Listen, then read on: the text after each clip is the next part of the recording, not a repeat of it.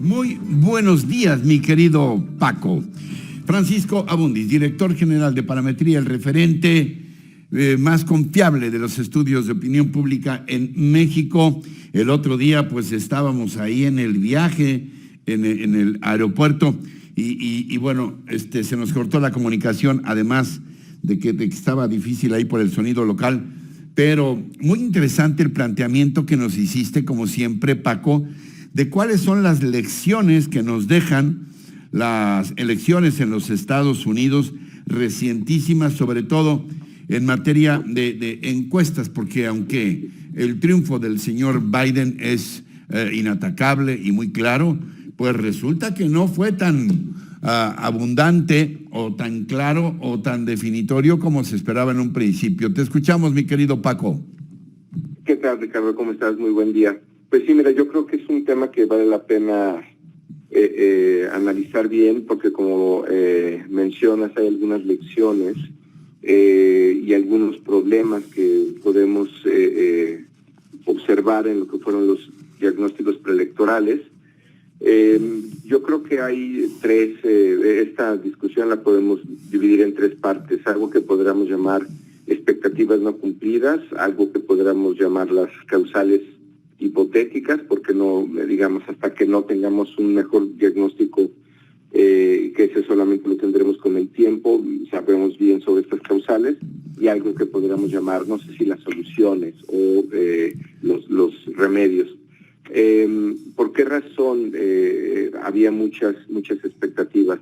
Primero, porque después de lo que pasó hace 4 años en Estados Unidos, en el 16, se supone que ya se habían corregido algunos de los errores o algunas de las ponderaciones que no se habían hecho para esa elección, y entonces esta elección, la del 20, prometía ser pues más... se supone que esos con un buen diagnóstico se iban a corregir esos errores. No sucedió.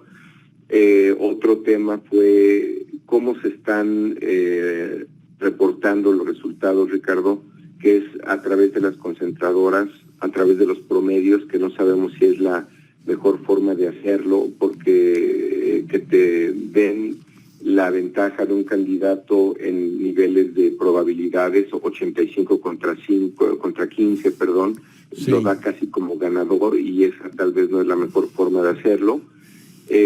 Otro tema es esto que podríamos llamar la visión del perdedor, es decir, si ves cómo Fox News y otros canales republicanos hicieron críticas sobre las mediciones, pues le están atribuyendo a las encuestas que hayan creado una percepción de que los demócratas iban a arrasar, y tal vez por ello Trump termina siendo perdedor. Digo, este argumento ya lo hemos escuchado, pero es uno que inmediatamente sale cuando hay una diferencia entre las mediciones preelectorales y lo que pasó. Y otro que es incluso durante el día de la elección, y esto nunca lo habíamos vivido, por lo menos en la elección de Estados Unidos, es todo el voto por correo. Votaron al final, Ricardo, casi 150 millones de personas, sí, y de esos 100 millones de votos se hicieron por correo, lo cual era otro problema más para hacer estos diagnósticos. Al final te diría, las encuestas parece que fueron imprecisas, pero no necesariamente estaban mal. ¿Qué es lo que te puede explicar esto? Te lo pongo en 3, 4 argumentos. Un tema de quién salió a votar, es decir, parece que los republicanos rechazaron más las mediciones y de lo que hicieron los demócratas, pero aún así salieron a votar. De hecho, en el primer gráfico que vamos a ver esta mañana, verás que los niveles de participación fueron cuando en Estados Unidos el promedio es 60%, en esta ocasión fue 67%, entonces es muy, digamos, fue 10% más, y se asume que esa participación favoreció a los republicanos. Luego tienes, este es el gráfico que tienes ahora en pantalla, es decir, fue la mayor votación pues prácticamente de los últimos 100 años, Ricardo, lo cual también te genera cambios o algunas diferencias.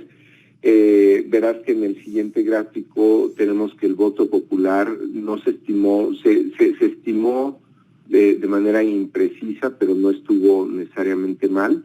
Veremos en el siguiente gráfico cómo Joe Biden cuenta con más de 77 millones de votos, 77,700 y Trump 72 millones. Sí, más de 5 millones de diferencia, ¿no?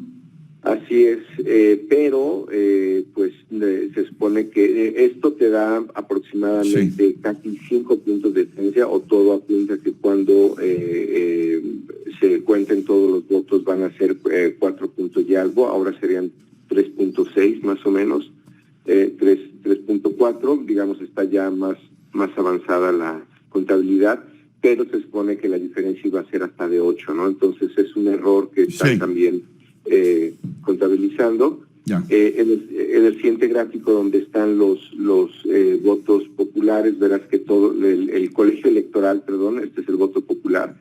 En el siguiente gráfico verás el colegio electoral. Pues será muy difícil dar este diagnóstico porque buena parte de los estados con más votos electorales son los que estuvieron en contienda. No es el caso de California y Texas, pero luego viene Florida, tampoco es el caso de Nueva York, pero sí es el caso de Pensilvania, Ohio, Georgia, Michigan, Wisconsin, ¿no? Que fueron los estados en contienda. Si vamos a los históricos, que este es otro dato importante, Ricardo, buena parte de los estados que terminó ganando Biden en realidad habían sido demócratas y solamente en la elección de 2016 fueron republicanos. Ese es el caso de Pensilvania, es el caso de Michigan, eso lo vemos un gráfico más adelante. Entonces, son estados que en realidad son de tradición demócrata y solamente durante una elección se hicieron republicanos.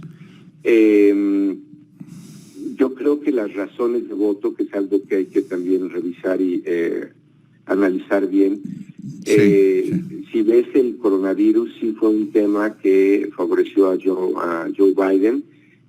Pues sabemos que el voto hispano tradicionalmente es el tema de salud pública, pero como parte de estas explicaciones de las diferencias entre las preelectorales y el resultado final, es que hubo gente que digamos un sesgo de 14 puntos que decidió en la última semana y esta favoreció al republicano Trump, que es parte de las explicaciones.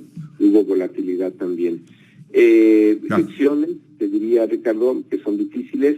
El mismo modelo no te puede servir necesariamente para todas las elecciones. En esta ocasión se ponderó por educación y por raza, y digamos hubo otros ponderadores, pero en realidad hay algo que se llama voto económico, que puede ser una de las principales razones. Cuando revisas los datos de Trump, la mayor parte de la gente que votó por él fue por razones económicas y este argumento se subestimó. Entonces, hay que seguir haciendo modelos más allá de promedios, y eso no necesariamente te resuelve el problema, pero probablemente te da un mejor estimado. Como siempre, mil gracias. Gracias, Francisco Abundi, director general de Parametría. Un abrazo. Gracias, Un abrazo, Ricardo. Un gusto estar contigo. Muchas gracias. Gracias. Encuentra más contenido